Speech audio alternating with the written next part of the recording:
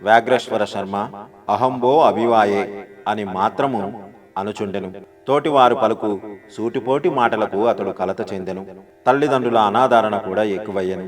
హిమాలయములందు తపస్సులు ఉందురనియు వారి కరుణాకటాక్షముచే ఆత్మజ్ఞానము సిద్ధించుననియు అతడు వినియుండెను.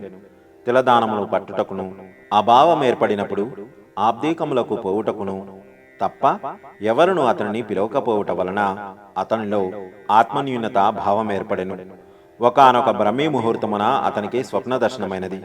ఆ స్వప్నమందు దివ్యమైన కాంతితో విరాజిల్లుతున్న ఒక దివ్య శిశువు కనిపించెను. ఆ శిశువు నభోమండలము నుండి భూమి మీదకు దిగి వచ్చుచుండెను. వాని శ్రీచరణములు భూమిని తాకగానే ఈ భూమండలమంతయు దివ్యకాంతితో నిండిపోయెను. ఆ దివ్య శిశువు వ్యాఘ్రేశ్వర శర్మ వైపునకు నెమ్మదిగా అడుగులు వేచుచు వచ్చి, నేనుండగా నీకు భయమెందులకు? ఈ గ్రామమునకును నాకును రుణానుబంధము కలదు. రుణానుబంధము లేనిదే శునకమైనను మన వద్దకు రాజాలదు. నీవు హిమాలయ ప్రాంతమైన బద్రికారణ్యమునకు పొమ్ము, నీకు శుభమగును అని పలికి అంతర్ధానమయ్యెను. వ్యాఘ్రేశ్వర శర్మ బద్రికారణ్యమునకు చేరెను. మార్గమధ్యమున అతనికి ఆయాచితముగా భోజనము సిద్ధించుచుండెను. అయితే అతడు బయలుదేరినది మొదలు ఒక కుక్క అతనిని అనుసరించి వచ్చుచుండెను. కుక్కతో పాటు అతడు బదరికారణ్యంలో సంచరించసాగెను. అతడు తన సంచారంలో ఊర్వశీకుండమున పుణ్యస్నానములు చేసెను. తనతో పాటు ఆ కుక్క కూడా పుణ్యస్నానములు చేసెను. అదే సమయమందు ఆ ప్రాంతములకు ఒక మహాత్ముడు తన శిష్యులతో ఊర్వశీకుండమునకు పుణ్యస్నానము నిమిత్తము వచ్చెను. వ్యాఘ్రేశ్వరుడు ఆ మహాత్ముని పాదపద్మమునకు మొక్కి తనను శిష్యునిగా స్వీకరించవలసినదని ప్రార్థించెను. ఆ మహాత్ముడు దయతో అంగీకరించెను.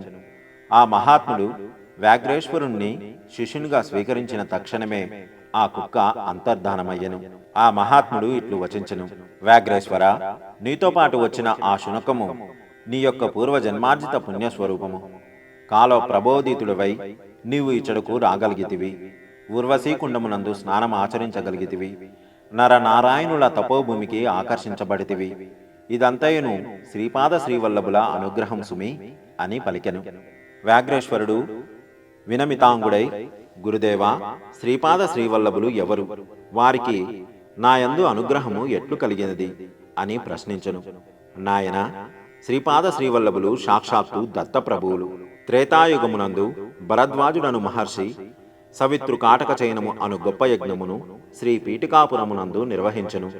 దానికి శివపార్వతులను ఆహ్వానించెను.